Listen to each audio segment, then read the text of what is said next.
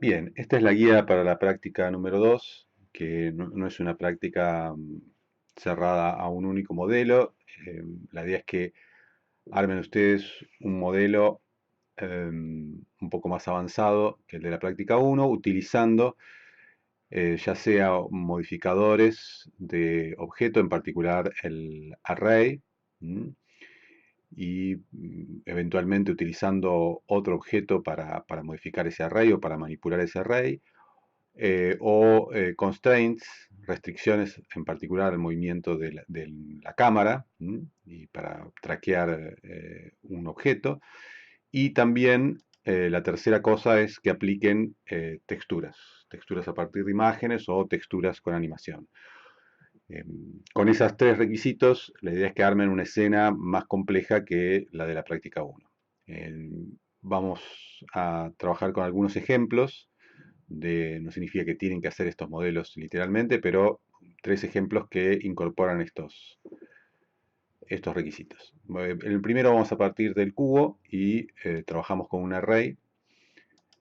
eh, en principio en una dimensión, por defecto nos pone en la dirección X y con un offset relativo de 1. ¿Qué significa esto? Es que el cubo este está desplazado en una unidad, hay un segundo cubo ahí, si, ahí no se puede ver porque está pegado, pero hay un segundo cubo que está desplazado una unidad medidas en distancias del tamaño del cubo. El tamaño del cubo por defecto cuando lo creamos tiene 2 metros, ¿sí? Si nosotros ahora lo hacemos a la mitad, en todas las dimensiones a la mitad, es un tubo de 1 metro, y si aplicamos el cambio de escala, es un cubo de 2 metros, con el array, fíjense que las dimensiones cambian porque forma parte del mismo objeto, en la dirección X tiene 2 metros. No es el cubo, sino son los dos cubos pegados, ¿sí? Entonces, si ahora, por ejemplo, ponemos un offset relativo de 2, es de 2 en unidades del cubo, que como ahora el cubo es de 1 metro, vuelve a ser 2 metros. La otra posibilidad es no usar un offset relativo, sino usar un offset constante, ¿sí? Ponemos, por ejemplo, 2 metros, o la cantidad que pongamos acá en metros, esa es la separación entre los elementos del array, ¿sí? Cualquiera de las dos opciones es válida. Podemos poner acá 30, ¿sí? Entonces hay 30 copias de ese cubo. Fíjense que cuando sigue apareciendo un único elemento, es decir, no se trata de 30 elementos, y cuando voy al modo de edición, solamente me aparece la mesh del primero, porque todos los demás tienen copiada el mismo elemento de datos, ¿sí? Está aplicado, está el modificador. Entonces cualquier edición que yo haga a esta mesh, por ejemplo, moverle un vértice, ¿sí? Si seleccionamos un vértice y lo movemos, lo hace en todos los cubos, ¿sí? Bien, una vez que aplicamos en la dirección X, vamos a aplicar el mismo, un array ahora en la dirección Y. Agregamos otro array, pero ahora en la dirección Y. El relativo también, hagamos lo relativo también, pero en la dirección Y. Y 0 en la X, ¿sí? Entonces quedan, si nosotros ponemos 30, generamos una superficie de 30 por 30 cubos, ¿sí? Ahí tenemos 900 cubos puestos en un plano. De vuelta, cualquier cosa que hagamos a la mesh del primero se va a modificar en todos. También cualquier cosa que hagamos en términos de modificaciones como rotación, por ejemplo, ¿sí? Ahora lo vamos a ver cuando terminemos de armar los arrays. Si ahora hacemos un tercer array, ahora en la dirección Z, ahora offset relativo en la dirección Z, también 2 en la dirección Z. Fíjese que ahí se armó la segunda capa. Y si ponemos 30, tenemos el cubo de 30 por 30 por 30 cubitos. Entonces, si ahora, por ejemplo, fíjense que se arma ese efecto visual que veíamos en la obra de Le Parc, ¿sí? Al moverme, incluso si me meto adentro. Si ahora voy al modo de edición, ¿sí? Y roto, seleccionamos todas las caras y roto esto, ¿sí? Voy rotando todos los elementos del array, ¿sí? También si lo escaleo, ¿Mm? Fíjense que como usé un offset relativo, al hacer el cubo más chiquito, los cubos también se acercan, ¿sí? Y vamos a volver al cubo original. Si hago alguna modificación, por ejemplo, eh, usamos alguno de estos herramientas de edición para el cubo, seleccionamos, acuérdense que tenemos la opción de seleccionar vértices, bordes o caras. Si ponemos la opción de seleccionar caras y seleccionamos una cara lateral y aplicamos una extrusión, o podemos seleccionar todas las caras y aplicamos un bisel. ¿Sí? Aplicamos un bisel a la mella original, se aplica un bisel en todos los cubos. ¿Ok? Bien, volvemos al modo edición, perdón, al modo objeto. Y ahora lo que vamos a hacer es agregar la animación de la cámara. Si queremos que la cámara se mueva para que genere este efecto que estamos haciendo ahora con el mouse, navegando con el mouse, lo capture la cámara. Entonces vamos a animar el movimiento de la cámara siguiendo una curva. Entonces vamos a agregar un objeto, perdón, agregar una curva en lugar de un mesh. Fíjense que en lugar de agregar un mesh de estos, agregamos una curva. Hay diferentes tipos de curva. Estas son tipo Bézier, pero vamos a usar una NURBS, un círculo, y no lo vemos porque ahora está todo de grandes dimensiones. Agrego un círculo, perdón, una circunferencia ahí en el origen, en la posición de que todavía quedó nuestro cursor 3D, de 2 metros de diámetro. Obviamente vamos a hacer, si eso va a ser el trayectorio de nuestra cámara, vamos a tener que tomar dimensiones mayores. ¿Sí? Acá esto es cada 10 metros, tenemos 20, 30, 40, 50, 60 metros aproximadamente. Entonces con hacer un círculo de 80 por 80 metros, creo que más o menos estamos. Lo vamos a ubicar más o menos en el centro del círculo, si podemos ver de arriba. No hace falta que sea exactamente el centro. Y ahora arriba, ¿sí? Porque está al nivel del piso, lo elevamos ahí. Igual está quizás todavía demasiado de la cámara. También podemos que no sea un círculo, ¿sí? Primero vamos a hacer la animación de la cámara, después vamos a jugar un poco con la curva. Entonces, para que esta curva sea un camino, un path, vamos a editarla, ¿sí? Acá en el modo edición de curva. Fíjense que si vamos al modo edición, en la curva lo que vemos, en realidad, este círculo NURBS, es que hay 1, 2, 3, 4, 5, 6, 7, 8 puntos que están unidos, y en realidad no está modelado cada uno de los puntos del círculo, sino que se arma un círculo a partir de esos 8 puntos, ¿sí? Yo puedo agarrar y editar alguno de estos puntos, ¿sí? Por ejemplo, si tengo el manipulador de posición y puedo mover cada uno de estos puntos y eso me va a modificar la curva, ¿sí? Pero bueno, eso lo vamos a hacer después. Vamos a unir la cámara, como hicimos el ingreso de la cámara en la habitación, en la sala, vamos acá a unir la cámara a la curva. Pero antes, veamos un detalle que por ahí no habíamos prestado atención en la práctica 1, que es la animación de camino, Path Animation. Sí, tiene acá una cantidad de frames, y esta cantidad de frames es lo que va a durar toda la animación. Es decir, vamos a trabajar con 250 frames, no tiene por qué ser esta cantidad, esto es lo que pone por defecto el Blender. Vamos a animar 250 frames. Y también es posible cambiar la escala de tiempos sobre eso, pero por ahora lo vamos a dejar. Entonces, esto es transformamos esa curva en un camino que tiene 250 frames. Entonces, cuando liguemos la cámara, agreguemos un constraint, que es el mismo que usamos para la práctica 1, que es follow path, ¿sí? Seguir el camino, y el camino que va a seguir va a ser el único que tenemos trazado hasta ahora, que sea el círculo. Cuando ponemos animar y seguir la curva, recuerden que además por la cámara en particular no estaba en el origen. Entonces, si vamos a hacer que siga la ruta, tenemos que primero que todas sus coordenadas sean 0, ¿sí? Vamos a poner todo en 0, ¿sí? Entonces la cámara quedó ahí, pegada al círculo, en esa posición. Y si le damos animación, se mueve a lo largo de la curva en 250 frames. ¿Sí? Es decir, luego de la animación vuelve al punto de partida.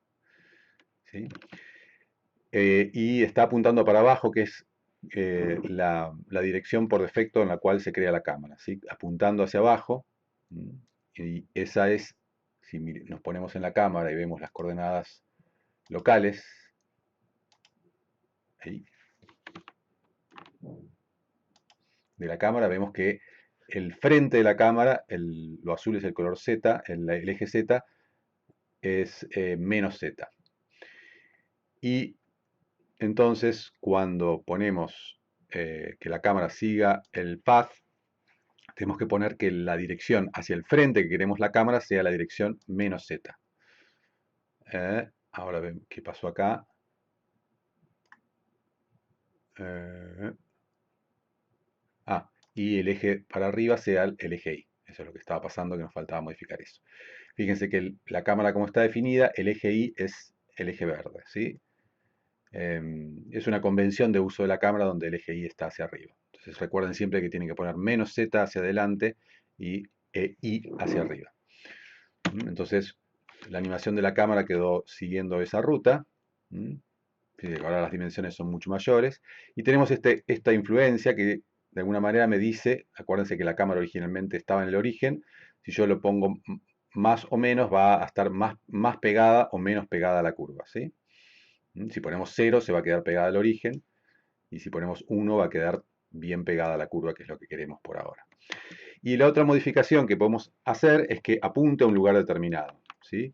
Puede ser que apunte a un lugar determinado del cubo o podemos crear el objeto o el objetivo de la cámara con un empty, ¿sí? Con un objeto sin datos, ¿sí? Y lo podemos ubicar, en lugar de ubicarlo en el centro, lo podemos ubicar, no sé, en alguna parte interior del cubo, ¿sí? Hacia donde lo pongamos va a apuntar la cámara, entonces volvemos a cámara y agregamos otro constraint, otra restricción que es track to, ¿sí? ¿A qué va a apuntar? Va a apuntar al empty y de vuelta el frente es menos z y la dirección hacia arriba es y. Entonces ahora, no sé si llegan a verlo, porque el empty no está visible, sí está ahí adentro, ahí donde están los ejes, y la cámara está apuntando hacia ahí. Si ahora ponemos la visión de cámara y damos animación, fíjense que está girando, girando, y lo que está en el centro del foco de la cámara es ese puntito amarillo que es el origen del empty, ¿sí? Si nosotros damos una animación al empty, también va a cambiar. Lo que vamos a hacer ahora es hacer una trayectoria de la cámara un poco más interesante. Vamos a la edición y podemos hacerla inclinada, ¿sí? Podemos, por ejemplo, bajar esta parte y subir esta, ¿sí? Y estirar esta un poco hacia afuera. Incluso podemos hacer que se meta dentro del cubo, ¿sí? Por ahí no demasiado, pero pueden pensar, vamos a elegir dos para manejar mejor. Ahí no se mete precisamente, pero pasa rozando, ¿sí? Una trayectoria un poco más vertiginosa, ¿sí? Si ponemos ahora la animación, gran parte del recorrido estamos afuera del cubo, ¿sí? También podemos hacer, en realidad, que se vaya afuera, ¿sí? Cuando se aleje bastante, ¿sí?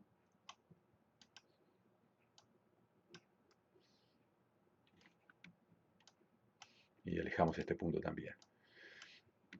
Entonces volvemos a la vista de cámara. Podemos agrandar un poco la distancia focal, ¿sí? Abrir un poco el zoom, en 28. Entonces ahora el movimiento es un poquito más interesante o, bueno, quedó una parte que es un poco recortada, hay que suavizarla, ¿sí? Jueguen un poco con las trayectorias. Bien, y ahora vamos a trabajar las texturas. Siempre quedó apuntando fíjense, la línea punteada azul queda ligada apuntando al empty, ¿sí? Al objeto que quedó ahí en el centro. Si lo modificamos, esto también le podemos dar animación a las coordenadas de esto. Bueno, lo último en este modelo va a ser trabajar con las... Tenemos una luz acá que podemos eliminar, ¿sí? Salvo que quieran darle luz desde adentro, pero la idea de esto es que trabajemos con una textura como en un shader, como en la obra de Le Parc, que varíe en los colores RGB con las coordenadas del cubo. Entonces vamos a agregarle a este cubo, que en realidad son varios miles de cubos, un nuevo material, ¿sí? Y vamos a editar ese material. Entonces vamos a usar esta ventana de acá, en lugar de como línea temporal, como un editor de shaders, ¿sí? Entonces acuérdense, cuando abrimos esto nos muestra por defecto el shader Principlet, ¿sí? De primeros principios, que tiene básicamente todos estos inputs para manejar. El que nos interesa en particular acá, eh, podemos, por ejemplo, poner la superficie, vamos a poner el modo de render, ¿sí? No hay nada todavía muy interesante porque está todo gris. Especular y con poca rugosidad, ¿sí? Una superficie bastante reflectante, pero lo que vamos a manipular va a ser el color. Entonces, la forma de manipular el color, ¿sí? Que lo que espera es una tríada RGB, y eso está indicado por el tipo de input, que es en forma de este punto amarillo, mientras que si es un punto gris, el input que espera es un número, y si es violeta, lo que espera es una tríada de 3 números, pero que corresponden a un vector, ¿sí? A una posición en el espacio o a una dirección en el espacio. Entonces, acá vamos a trabajar con las coordenadas del objeto, ¿sí? Entonces usamos las coordenadas en realidad se llaman de textura, pero acá tenemos las coordenadas del objeto, y queremos que acá lo que sale es las coordenadas del objeto y queremos transformarla en color, ¿sí? Si hacemos esto, obtenemos algo, en principio. Si queremos tener que básicamente nos transformó las coordenadas del objeto, fíjense que tenemos el azul acá, eh, porque tenemos básicamente la dirección Z, ¿sí? Que es el RGB, que es la tercera, el verde en la dirección Y, ¿sí? Que es la misma dirección donde apunta el vector Y, y el rojo, fíjense ahí, donde tengo el que predomina es la dirección X. Y después, sin necesidad de transformar, digamos, se podría agarrar y separar las coordenadas y después volver a combinarlas para tener mayor control, pero en principio lo vamos a tener que hacer para animación, pero en principio con esto tengo un mapeo de las coordenadas del objeto a RGB. Y las coordenadas del objeto están dados no en metros, sino en unidades relativas, por suerte. Entonces, por eso fíjense que justo el 1, 1, 1, cuando está combinado todo, es blanco, ¿sí? La combinación del rojo y el verde me da el amarillo, y tengo el cian y el magenta, ¿sí? Toda la escala RGB. Entonces, lo que sucede es que ahora yo voy a querer combinar esto, ¿sí? Perdón, animar esto. Entonces tengo que hacer una modificación de las coordenadas. Una posibilidad es usar una modificación. El que más vamos a usar para modificar el vector es mapping, ¿sí? Entonces mapping toma entrada un vector y tiene salida un vector, y lo que podemos hacer acá es rotar, ¿sí? O sumar un valor fijo, ¿sí? Acá no tiene mucha acción esto, o escalear. ¿Sí? Lo que vamos a usar es el prueben, pero lo que da el mejor efecto es la rotación, ¿sí? No hay necesidad de transformar esto a RGB porque siguen siendo 3 números. Entonces fíjense que al rotar, ¿sí? Va cambiando la gama, ¿sí? Rotar en X, ¿sí? En un momento va a aparecer el negro porque va a aparecer el 0, ¿sí? Que antes estaba en el origen, va a aparecer en otra parte, y lo mismo el Z. Bueno, acá tienen que probar cuál es el efecto más interesante, ¿sí? Entonces, para esto vamos a necesitar, sí, abrir una ventana más. Vamos a abrirla acá, que sea la línea temporal, para poner los keyframes. Y entonces vamos al origen, ¿sí? Y ponemos que arranque todo esto, al origen no, al frame 1, ponemos esto que arranque de 0, 0, 0, ¿sí? Y ponemos un keyframe ahí. Y después podemos poner cosas intermedias, pero podemos pensar que esto termine en algo rotado. A ver si rotamos todo en X, o sea, mandamos a 360. Fíjense que hubo una inversión, aparentemente. No, que claro, obviamente quedó todo igual con 360, pero en el medio vamos a tener un cambio. Pero podemos probar qué pasa solamente haciendo una rotación completa en X. ¿Sí? O sea, el estado inicial y final es el mismo, ponemos el keyframe ahí, pero en el medio hay una rotación. ¿Sí? Entonces hay un cambio, ven en la gama, en el momento aparece el negro, ¿sí? Y al mismo tiempo la cámara se está moviendo. Si vamos a la visión de cámara, ¿sí? Bueno, es un principio. ¿Sí? Ahí justo nos metemos cuando está todo blanco. ¿Sí? No sé si es lo mejor. Pero bueno, la idea es, esto es una base, la idea es que con esto vayan haciendo algo un poco más interesante que esto que hice medio random. Bien, ese sería el primer modelo. Vamos a una segunda propuesta o idea.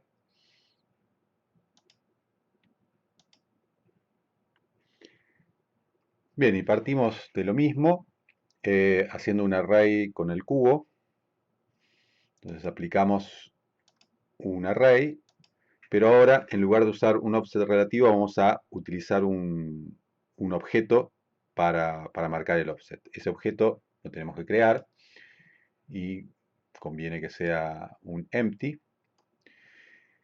Entonces vamos a referenciar el desplazamiento de nuestro array del cubo, no en términos relativos ni constantes, sino en función de este nuevo objeto.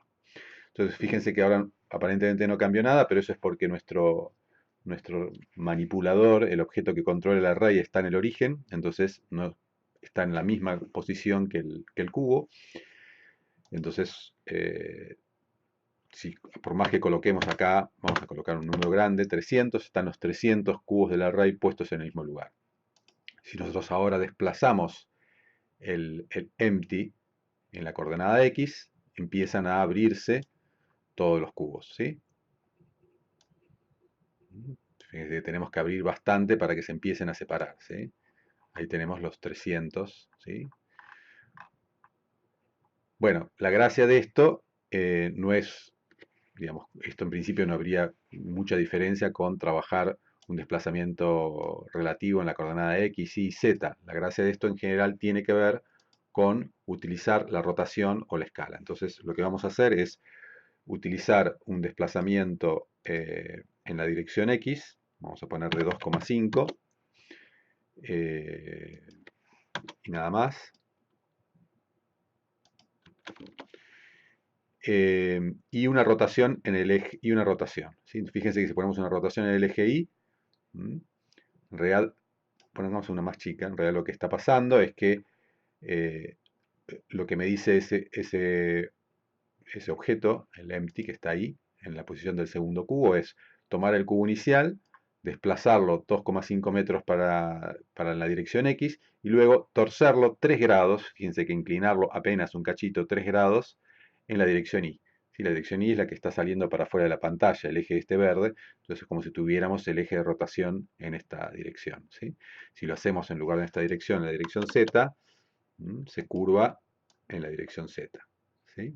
O sea, con el eje hacia arriba, en la dirección Z. Y el siguiente cubo del array hace lo mismo, o sea, se desplaza una cantidad y rota, se desplaza y rota, se desplaza y rota, que es lo que genera, en este caso, este anillo cerrado. ¿Sí? Si combinamos más de una rotación, podemos armar una espiral, ¿sí?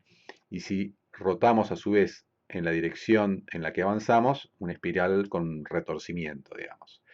Acá podemos también trabajar esto, si hacer algo más compacto o estirarlo. Entonces fíjense que cualquier cambio mínimo, bueno, digo mínimo porque son ángulos pequeños, que yo hago al manipulador, tiene un efecto sobre el array. Entonces la idea acá es que hagamos una animación con esto. Podemos la gracia de acá es aplicar un segundo array con, por lo menos un segundo array con otro manipulador. Entonces vamos a crear, este lo vamos a llamar manipulador 1. Manipulador es un nombre descriptivo, ¿sí? No es que tenga que tener ese nombre, ¿sí? Ni es que se llame así. Agregamos otro manipulador, ¿sí?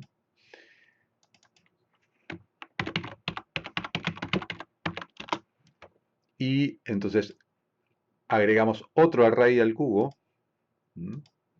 Pero ahora utilizando como object de objeto el manipulador 2, ¿sí? Que ahora no está produciendo ningún cambio porque el manipulador 2 está en el origen. Sí, vamos a poner, bueno, no sé si 300, bueno, sí, puse 300, vamos a poner 300. Entonces ahora esas 300 espirales retorcidas están todas puestas en el mismo lugar. En la medida que empiezo a modificar el manipulador 2, empiezan a, bueno, obviamente con el desplazamiento no pasa nada demasiado interesante y cuando empiezo a poner las rotaciones, ¿sí? Empiezan a aparecer estructuras más complejas, ¿sí? Bueno, en este caso parecen bastante simples porque son como discos y la idea es que jueguen con esto, eh, con la combinación de ambas. El punto de partida de este también era bastante simple porque era una espiral, entonces se puede probar estirar esto, ¿sí? Fíjese que aparecen estructuras así medio hipnóticas, tipo mandalas, se pueden tirar una cámara como sugerencia. Para animar esto, pueden, por ejemplo, poner una cámara que avance por esto. Entonces, pueden animar el movimiento este sutilmente, ¿sí? Y vamos a hacer eso, por ejemplo, colocar la cámara que viaje por esta estructura así tipo mandala. Entonces vamos a generar una ruta, ¿sí? Pero ahora no una ruta cerrada como en el ejemplo anterior, sino una curva, puede ser una curva recta, ¿sí? Eh, que la tenemos perdida ahí en el origen. Podemos ocultar el cubo directamente para trabajar con el...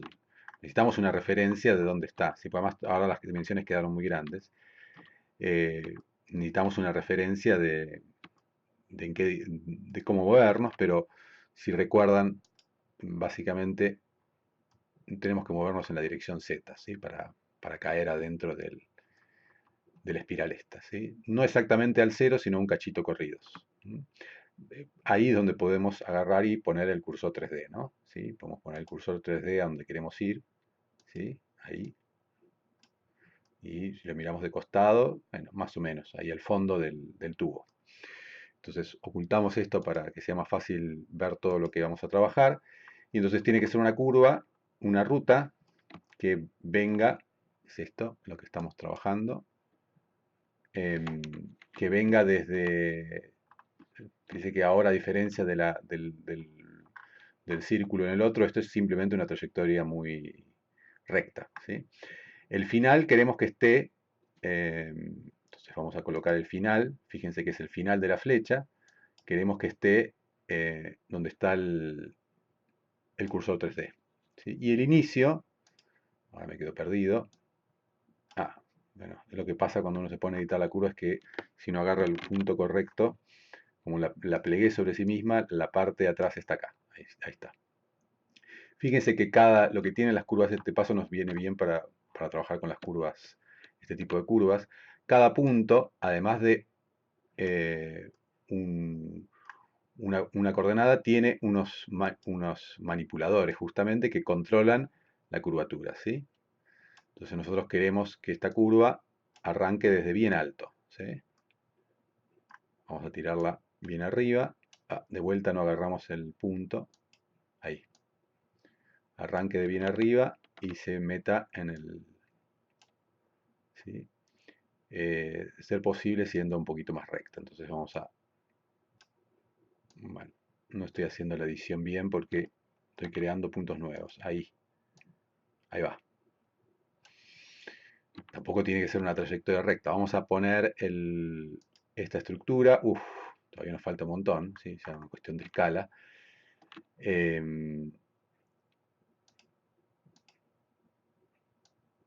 Entonces, viéndolo así. Fíjense, bueno, Esas cosas de que corta se puede corregir, pero bueno, no, estamos bien. Entonces, la curva va a partir desde ahí. ¿Mm? Hay un pequeño detalle con esto, es que la curva probablemente no sea homogénea, no sea pareja, ¿sí? Al principio va a ir muy rápido y después, acá hacia abajo, fíjense el espaciamiento de las flechas, ¿sí? Es otra cosa que tiene que ver con la velocidad. El espaciamiento de las flechas se va acercando, ¿sí? Y se va a ir frenando hacia el fondo, ¿sí? Bueno, con esto hay que probar, también se puede cambiar la escala. Bueno, entonces esta curva de vuelta, vamos a editar la curva y vamos a animar 250 y vamos a colocar la cámara ahora sobre esa curva. Entonces, bueno, esto ya lo editamos, tenemos que salir del modo edición, colocamos la cámara con el constraint de seguir follow path, ¿sí? Y vamos a seguir a esta curva. Recuerden que lo mismo que en el caso anterior, me olvidé de hacerlo al principio, la cámara para quedar pegada al objeto tiene que estar inicialmente en el origen. Entonces vamos a ponerla en 0, 0, 0, todo 0, salvo la escala. Y entonces la cámara nos quedó, si no me equivoco, ahí arriba, ¿sí? Donde está el puntito. Si animamos esto, no, todavía no hicimos que siga el path, ¿sí? Entonces, constraint, que siga la curva con la parte de adelante en la menos Z y la parte de arriba de la cámara en I, animamos y ahí se mueve la cámara, se movió, fíjense ese primer salto que dio es medio brutal, es como una especie de, al revés de una caída libre, ¿sí? El primero va rápido y se va frenando, bueno, pero puede generar un efecto interesante. Entonces vamos a mirar el cubo y vamos a poner la vista de cámara, ¿sí? No, y no nos quedó muy bien. ¿Por qué? Bien. Esto era justamente una de las maneras para ver. ¿Ven esto que hay partes que desaparece? Eso porque la cámara, por defecto, tiene un clipeo. ¿Sí? Que eso está acá. Clip Start corta las cosas que estén más cerca de 10 centímetros. En este caso igual no es el problema. Por las dudas vamos a ponerlo un poco más. Y corta las cosas que están más lejos de 100 metros. Que en realidad, como esto se agrandó tanto de escala, ¿sí? Esto ocupa más de 100 metros. ¿Sí? Entonces vamos al inicio y, claro, y se va creando. Vamos a tener que poner más. Las dimensiones son quedaron demasiado exageradas. Y no estamos cayendo por el centro, ¿sí? Claramente estamos metiéndonos en el medio de todo el entuerto, ¿sí? Por algún motivo, toda esta curva quedó fuera del lugar donde debería estar. Podemos agarrar y mover toda la curva, ¿sí? O vamos por ahora a rotarla, a ver si funciona. Nunca probé rotar una curva, pero debería funcionar. Ahí más o menos. Podemos probar volver al origen. Y bueno, todas estas cosas que yo estoy haciendo, iterando, la verdad es que se imaginan que es cuestión de probar. Ahí vamos un poco mejor. Cuestión de prueba y error. Ahí está bastante bien. ¿Sí? Caemos en el pozo. ¿Sí? La última parte ahí frenada. Pueden poner algo ahí al final de esto. Y bueno, lo que faltaría es, si quieren, es darle un poco de animación. Ahora ya tampoco hace falta animar tanto, trabajando con los manipuladores, ¿sí? Entonces, acá lo que uno tendría que hacer es, por ejemplo, trabajando este manipulador, que arranque donde está. Entonces vamos a ponerle I, y que al final de todo, ¿sí? Cuando estamos llegando por acá, haya un movimiento. Por ejemplo, bueno, al final de todo no, un punto intermedio. Que esto se cierre hacia ahí. Basta que haya un desplazamiento. Si tampoco, digamos, demasiado movimiento se pierde un poco la idea. O queda bloqueada la cámara. Ahí. No, estoy cambiando la escala, perdón. No conté qué pasa moviendo la escala, pero básicamente lo mismo que pasa con rotación se puede ir iterando sobre toda la estructura si ustedes cambian la escala. ¿Sí? Lo muestro rápidamente. Si ustedes, por ejemplo, cambian la escala hacia el final, se achica. o se agranda, ¿sí? Pero esto queda muy amplificado acá porque tenemos 300 por 300 cubos, ¿sí? Bueno, volvemos a la vista de cámara, ¿sí? Ya para ir cerrando, y ponemos en este frame una animación, un keyframe con esto, y al final de todo, cuando está acá, que ya prácticamente nos perdimos todo, vamos a ver si podemos meter adentro adelante de la cámara algo. También se puede jugar con la ubicación en el eje Z. Mm, Bueno, no, va a ser un despropósito esto, pero bueno, hay algo va a pasar al final, ¿sí? Eh, si no podemos cortarla, si la película no queda bien, podemos cortar antes de los 250 frames, ¿sí? Eh, y algo pasó acá con el... Ah, porque algo no, vamos a hacer deshacer, algo debe haber modificado sin poner keyframe. Si modifican sin poner keyframe, nos perdimos la parte del principio que estaba buena. Eh, a ver, cuestión de ir para atrás. En el momento que nos mandamos la macana, a ver acá, por acá todavía está bien. Ok, puede ser al haber trabajado con eso de la escala. Bueno, podemos cortar ahí, por ejemplo. ¿Sí? Que el frame final sea 225. Para no hacerlo muy largo, se dan una idea igual de cómo trabajar con esto. ¿Sí? Y esto termina acá. Entonces, pues todavía hay que aplicar textura. Entonces hay un movimiento. ¿Mm?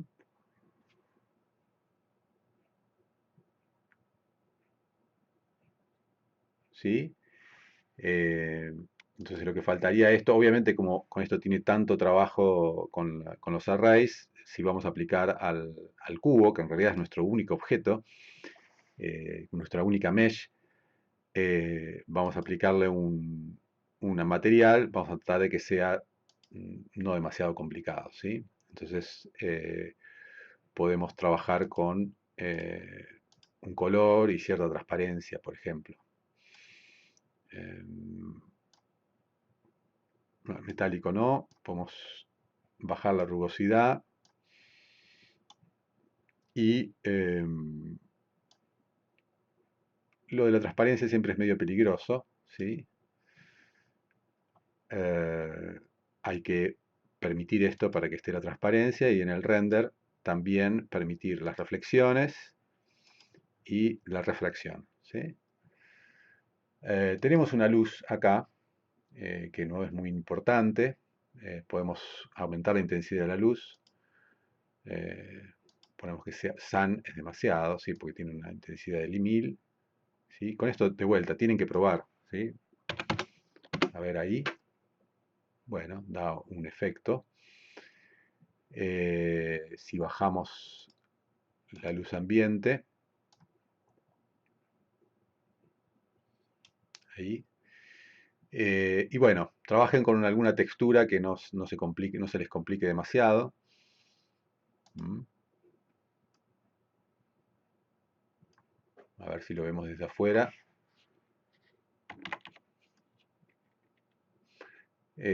La reflexión ahí es demasiado especular de esta textura, ¿sí? O con demasiada poca rugosidad. Podemos aumentar un poco la rugosidad ahí y poner un subsurface, ¿sí? Algo, la subsurface le da un aspecto un poco más plástico, ¿sí? Ahí va. Mm. Fíjese que también con movimientos laterales de cámara pueden pasar cosas interesantes, ¿sí? Por supuesto que pueden hacer esto, aplicar lo mismo que habíamos hecho, si tienen ganas, lo mismo que habíamos hecho a la estructura, con el cubo de la obra de Le Parc, editar el shader y ponerle un color que dependa de la coordenada o del ángulo de la posición, entonces tienen doble efecto psicodélico, ¿sí? Del espiral del color. Bien, y el tercer ejemplo, em, vamos a agregar algo acerca de las texturas, porque había puesto como unos requisitos trabajar con texturas y no lo mostré hasta ahora. Por supuesto que las pueden incorporar en los otros dos ejemplos. Pero bueno, vamos a partir de un plano. ¿Mm? eh, y vamos a darle dimensiones un poco más grandes, vamos a poner de 20 metros. Y vamos a ir ya al modo de renderizado y vamos a agregarle un material. ¿Mm? Un material nuevo y podemos usar la ventana del timeline. Estoy teniendo un problema con el mouse y con la mano, perdón. Vamos a usar la ventana del timeline para usar el editor de shader, ¿sí? Entonces fíjense que cuando creamos un material, lo que crea por defecto, el shader que crea por defecto es este, y tenemos un montón de inputs, como ya habíamos comentado anteriormente, y vamos a trabajar con texturas. Entonces vamos a agregar una textura de imagen, ¿m? Y conectamos la textura que vayamos a cargar con el color de base. Abrimos un archivo de imagen. Acá vamos a cargar una imagen de un piso. Siempre cuando trabajamos con texturas en varias capas, recordamos alguna que tiene que ver con la parte difusa o de color. Generalmente lo que ponen es diff o col. Desplazamiento, displacement o bump, normal, ¿sí? Normal y roughness, de rugosidad. A veces también puede aparecer una de reflexión. La idea es trabajar por lo menos con 3 o 4. Si acá vamos a trabajar con la textura de color, fíjense que es un piso así, cemento con algunas incrustaciones de piedra. Y después duplicamos esto para agregar la de rugosidad. La imagen de rugosidad es una imagen en blanco y negro. Simplemente me da la información de qué parte es más rugosa y qué parte es menos rugosa en una escala de grises. Entonces acá podemos poner como salida non-color o a veces aparece algo gray. Pero bueno, con non-color funciona. Simplemente es que estamos diciendo que lo que sale de acá es un único número y que va a parar a rugosidad. Fíjense que ya hay un cambio. A ver si lo vemos ahí, se llega a ver. Fíjense que hay partes como esta más opacas y otras partes que reflejan más. Por supuesto que como no tenemos un layer de especular, eso va a depender de cuánta reflectividad global le demos al material, ¿sí?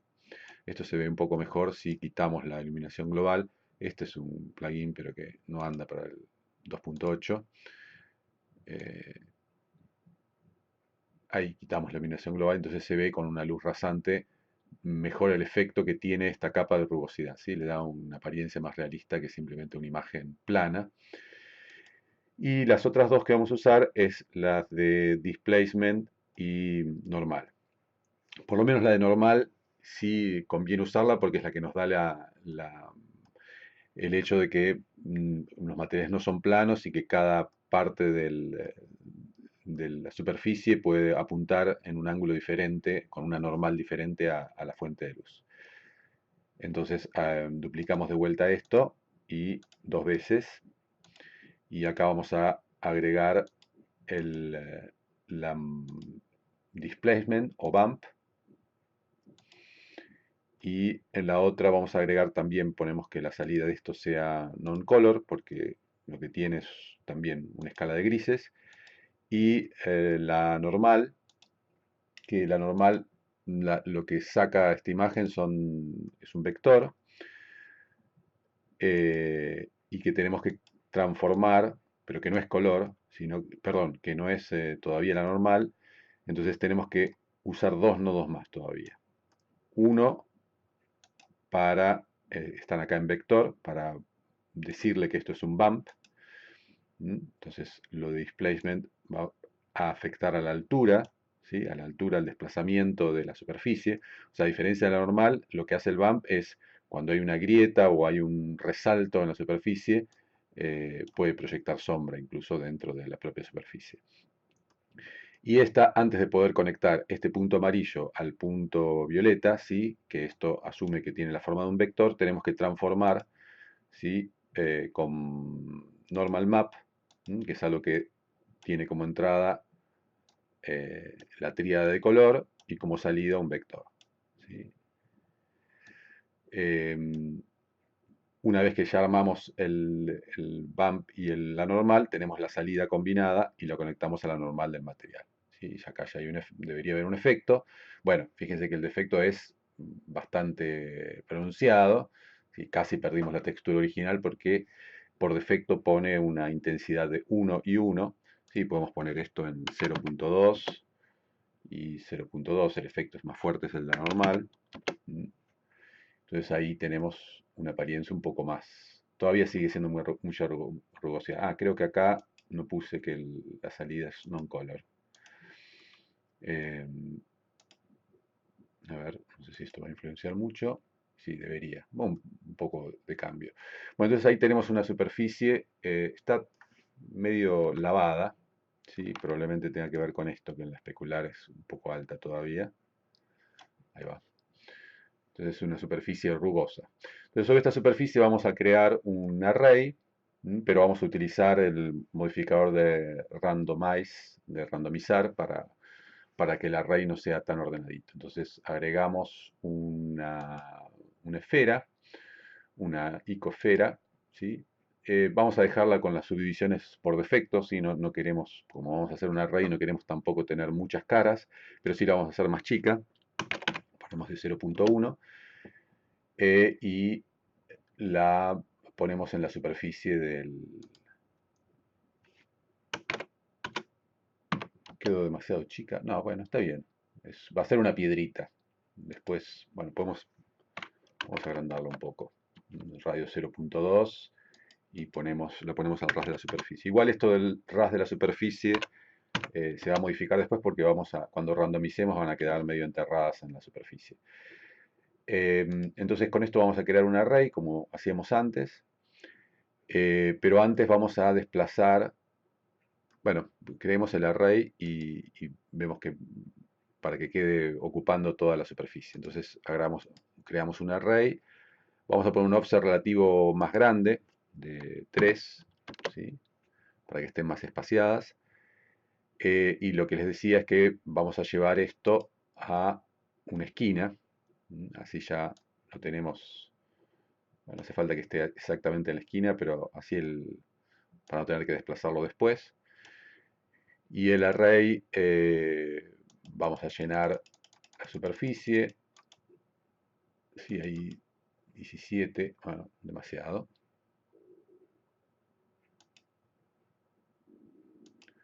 Bueno, pongamos 16 y lo corremos un poco más atrás. Ahí. Y también lo vamos a desplazar en Y para que quede en la esquina. Entonces, cuando creamos el otro array en la dirección Y, también vamos a usar un offset relativo, pero ahora en la dirección Y de 3. Ahora vamos a ver por qué tan espaciados. Y también ponemos 17 como en el otro. Ups.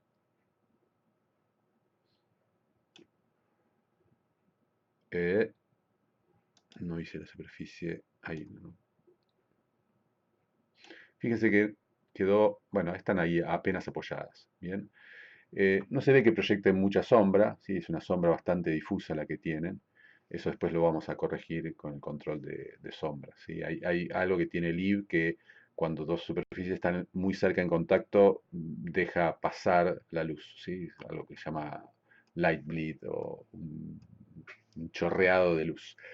Bien, entonces lo que vamos a hacer ahora es aplicar este array, a diferencia de antes, lo que hacíamos antes, vamos a aplicar el array porque queremos que estos sean objetos separados. ¿Sí? Para hacer objetos separados, primero aplicamos el array, sigue siendo un único objeto, pero a diferencia de lo que mostré en el modelo 1, cuando voy al modo edición, en realidad no tengo una sola mesh en una sola esfera, sino que la mesh ahora es toda, tiene todas las caras y los vértices eh, que ocupan todas las piedras. ¿Sí?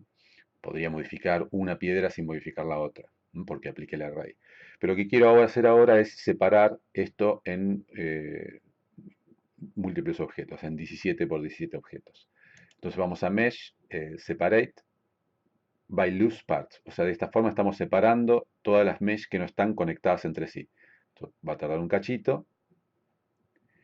Y fíjense que ahora el objeto ese se llamaba Icosphere, no le cambiamos el nombre, sería como la piedra, y está replicada un 200 y pico de veces, sería 17 por 17, hay 272 veces.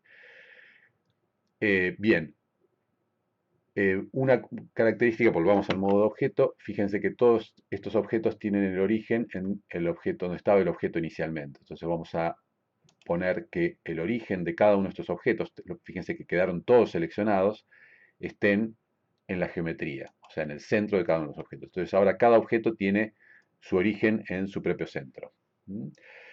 Esto, no sé si lo mencioné en los modelos anteriores, creo que no. Fíjense que en la selección tenemos uno amarillo, que es la selección activa, todo lo que lo que hagamos acá en los menús de contexto, se lo vamos a aplicar únicamente al activo, pero todos los otros que están seleccionados pasivamente son susceptibles de ser movidos o trasladados, o puedo aplicar alguna propiedad del activo al pasivo. ¿Sí? Esta selección, estos dos modos de selección nos van a servir para trasladar propiedades de un objeto a otro.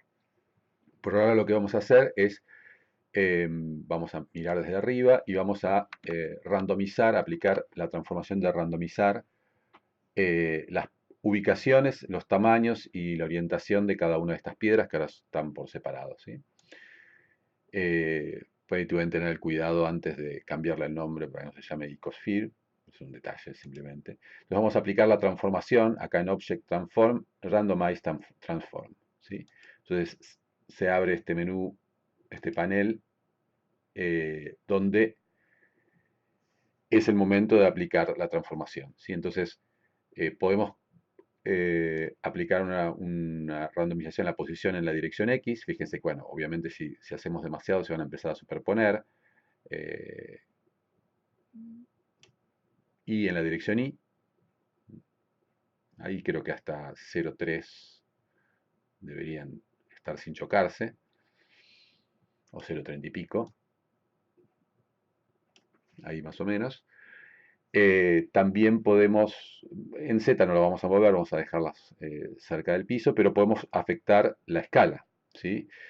Dentro de ciertos límites, ¿no? Porque obviamente que la escala la afecta, lo randomiza para un lado y para el otro, o sea, se termina achatando. Entonces, vamos a poner valores 1, 2, 1, 2, hacerla ligeramente, en la dirección Z podemos hacerlo por ahí un poco más grande, y 1, 3. ¿Sí? Entonces, las hace o más anchas o más largas o más altas, una ligera variación. Y si ahora además aplicamos, esto sí podemos variarlo bastante, porque es una randomización en el ángulo, ¿sí? Cambia la orientación, ¿sí? En cualquiera de los ejes. Esto simplemente para darle un poco más de variación. Fíjense que de todas maneras no están como piedras totalmente al azar, se sigue manteniendo como una especie de grilla y tampoco las variaciones son muy grandes en el tamaño. Pero bueno, podemos avanzar un poco más en hacerlas diferentes. Esto, bueno, ya lo podemos dejar. Esto que aparece acá es la semilla del generador de números aleatorios, ¿sí? Fíjense que acá es un tipo de distribución aleatoria. Si yo cambio esto, no sé si se puede animar esto. No. Em, tengo otra distribución aleatoria, ¿sí? Bien, entonces ahora tengo todas estas piedras y vamos a suavizarlas, ¿sí? Que el shade sea smooth. Eh, solamente acercándonos bastante se ve la parte poligonal.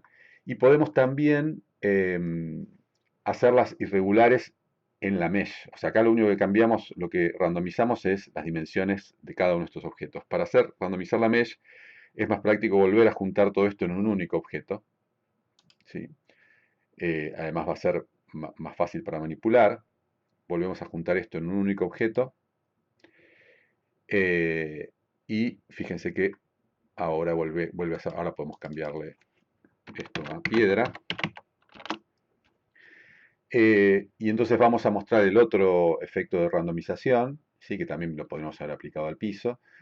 Vamos al modo edición seleccionamos todas las caras y acá tenemos, hay dos operadores, o suavizado o randomize. Vamos a aplicar randomización, ¿sí? En general en los operadores de mesh está esperando una acción con el mouse, ¿sí? Pero en general lo normal es empezar a hacer algo con el mouse, cualquier cosa, e ir al panel para tener un control más fino del, del operador. Fíjense que si yo esto lo hago muy grande, termina siendo algo, bueno, pues es interesante, pero ya se aleja de la piedra irregular, ¿sí? Entonces podemos ponerlo en un valor, no importa que se vea todavía anguloso porque podemos agregarle un suavizado adicional, a ver, un 0.1. Estas modificaciones es que, por ejemplo, sean solamente en la dirección normal, solamente alejándose en la dirección normal de cada una de las caras, que en este caso no nos interesa, si fuera una superficie plana sí, y este uniforme es que lo hace igual en todas las caras, ¿sí? Sí, un poco menos, vamos a ponerlo 0,06, ¿sí? Y ahí ya la hace con más aspecto de- de piedra irregular. Volvemos al modo de objeto, recuerden que es un único objeto, y un detalle sí que no vimos es que en realidad las piedras quedaron ligeramente hundidas ahora en la superficie porque al randomizar las dimensiones, bueno, obviamente no es que esto tiene una ligazón de quedar eh, sobre la superficie, ¿sí? Eso se podría aplicar con física, ¿sí? No estamos viendo esto, la simulación de física, porque en general vamos a trabajar esto en Unity y además no se va a poder exportar esto a Unity. Pero bueno, nos faltaría, si queremos suavizar un poco más la superficie, podemos de paso ver un modificador que se llama Subsurface, ¿sí? O superficie subdividida. Va a tardar un cachito porque hay varias caras, pero fíjense el efecto. Bueno, en el viewport no se llega a ver porque lo hace una sola vez. Le da un suavizado adicional, ¿sí? Y el suavizado este es un operador, no aumenta la cantidad de caras, ¿sí? Igual son bastantes, pero no aumenta la cantidad de caras. Entonces tiene más el aspecto de piedra, ¿sí? Nos falta aplicarle una textura a esto, ¿sí?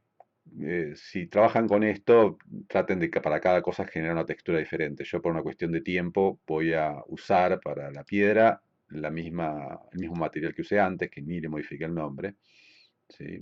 Ponerle eh, roca. Y fíjense que funcionó para este caso bastante bien, ¿sí? Lo que vemos en la piedra tiene un aspecto, si bien es el mismo material que el piso, al tener otra escala, ¿sí? Zafa bastante. Bien. eh, bueno, acá no voy a hacer mucho más. O sea, esto pueden darle algún tipo de animación a la cámara, o movimiento, o eh, agregar más cosas. Era simplemente un ejemplo para mostrar texturas que no habíamos visto y el operador de randomizar, ¿sí? Pueden, por ejemplo, hacer que esto no necesariamente sea realista, ¿no? Ahora, como tenemos un único objeto, podemos... ¿dónde quedó el origen de esto? Ya lo perdí. Ah, ya, en la esquina, sí. No, para que quede un poco más a mano, podemos llevar el origen al centro, ¿sí? Del todo el conjunto de piedras y podemos elevarla. Ah, lo que había dicho era el tema de las sombras. ¿Sí? Fíjense que si están muy pegadas al piso, pasa la luz por abajo. Eso se puede controlar si vamos a la luz. Fíjense que en Shadow no es la mejor forma, pero es la más rápida. Si tienen sombras de contacto. Las sombras de contacto lo que hacen es agregar, eh, bueno, evitar que se cuele luz por esas rendijas, ¿sí? Entonces ahí tenemos bueno, si le damos a la luz un spot y lo ubicamos más al ras, el efecto es más claro de proyección de la sombra, ¿sí?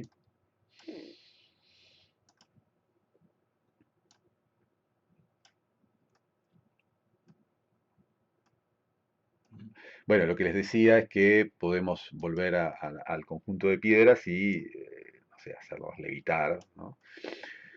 Y lo último que probablemente con este conjunto de piedras, no sé si va a funcionar muy bien, es, acá ya me desvío un poco de lo que vimos hasta ahora, pero prueben, como les tiro una como para que es una de las cosas más interesantes de Blender, que es la simulación física, o sea, poder simular colisiones e interacción entre objetos, para lo cual deberíamos separar, volver a separar todo esto en un montón de objetos. Vamos a hacerlo primero sin separar, o sea, básicamente simplemente para mostrar, eh, podemos agregar en nuestro mundo algo que se llama rigid body, ¿sí? Cuerpo rígido. Entonces, a este objeto, a la piedra, vamos a acá, a este otro tab que no habíamos visto, que es física, y agregamos las propiedades de cuerpo rígido. Que el objeto sea activo implica que va a sufrir la gravedad y va a interactuar con otros objetos de forma activa, o sea, con colisiones, etcétera, ¿sí? Tiene una masa. Fíjense que esto probablemente va a ser algo, va a dar algo un poco real porque estamos considerando todas las piedras unidas como un único objeto, ¿sí? Pero simplemente para mostrarlo rápido. Y tienen propiedades también de fricción y de elasticidad, ¿sí? Bounciness es como cuánto rebota al colisionar. Y mientras que el plano, vamos a agregarle, tenemos que poner, por el plano queremos que quede fijo, entonces va a ser pasivo. Va a ser pasivo significa que va a interactuar con las piedras, pero no va a recibir la gravedad, sí, va a estar fijo en el lugar. ¿Mm? También le podemos dar una cualidad de... Entonces, si ahora colocamos en el frame 1 las piedras elevadas, ¿m? Y podemos darle play y esta línea naranja que marcó abajo en el timeline significa que ya tiene una animación cargada de eso. Más que una animación, una simulación de la física de este sistema, ¿sí? Pero en general, por la mayor parte de las veces hay que ajustar y tunear esa simulación. Vamos a darle play. Bueno, nada muy interesante, quedó ahí, cayó y rebotó, ¿sí? Esto porque básicamente todas las piedras son como un conjunto, ¿sí? Como si estuvieran todas ligadas. Sí, sí, simplemente veamos esto, si le damos más bounciness a esto y menos fricción, eh, rebota como si fuera un único objeto. Si ahora desacoplamos esto en las piedras en objetos diferentes, como habíamos hecho antes, o sea, vamos al modo edición, y tenemos todo seleccionado, separamos por loose parts. Esto no lo hice nunca, no sé si heredan todas las propiedades del objeto, yo creería que sí, ¿sí? Todos tienen la física. Y si ahora hago la simulación, va a ser bastante desastroso probablemente, ¿sí? ¿Sí? Porque no quedó, digamos, quedó gran parte de la simulación vieja, ¿sí? Entonces, acá normalmente lo que uno tiene que ir es ir al mundo, esto es, de una forma un poco intuitiva se accede a través de el tab de escena. Tienen acá lo que se llama Rigid Body World y pueden tienen que borrar el caché, ¿sí? Entonces, o en realidad el bake. Bake significa cuando hace todo el precálculo y lo carga acá en la línea de simulación, ¿sí? Entonces vamos a borrar todo, vamos a mejorar un poco la precisión de cuántos pasos por segundo hace, vamos a bajar un poco la velocidad y la cantidad de iteraciones. Bueno, esto no sé si, realmente no sé si va a funcionar, pero entonces... Eh, cuando le pongo Bake All Dynamics, lo que hace es justamente precalcular esa línea naranja. Está haciendo la simulación, sin hacer la animación. Si ahora le damos play, bueno, una locura, ¿sí? Ah, bien, bien, ya sé lo que pasó. Ya sé lo que pasó. Fíjense todos estos puntos que están desperdigados por ahí. Son los orígenes de cada uno de estos objetos. Cuando los separamos, nos olvidamos de volver a poner el origen en cada uno de los objetos, ¿sí? Fíjense que todos estos objetos tienen el origen ahí. Entonces tenemos que ir a volver al modo objeto, poner el origen en la geometría, ¿sí? Entonces ahora cada uno tiene su origen y volver a borrar todos los bakes que hayamos hecho y no sé por qué apretó varias veces, no cambia nada, y volver a cocinar esto. Vamos a ver qué suerte tenemos. Bueno, ahí va bastante mejor, ¿sí? Algunas piedras se caen al borde del abismo y otras se quedan rebotando por ahí. Bueno, simplemente para mostrarles algo de... Digo, pueden jugar con esto, hay varias cosas que se pueden probar no, quería deseleccionar. Eh, que se pueden probar simulando la física. Eh, no es tampoco la idea de la práctica, ¿sí? Esto es simplemente porque vi las piedritas ahí flotando en el aire y se ve con que se podía simular esto físicamente, ¿sí? Después cuando vayamos a Unity vamos a usar el motor de simulación de Unity que es igual de bueno o en algunos aspectos mejor que el de Blender. Bueno, eso es todo. Espero que a partir de esto se les ocurra hacer algo original y diferente y seguramente mejorado en varios aspectos de lo que acabo de mostrarles. Gracias.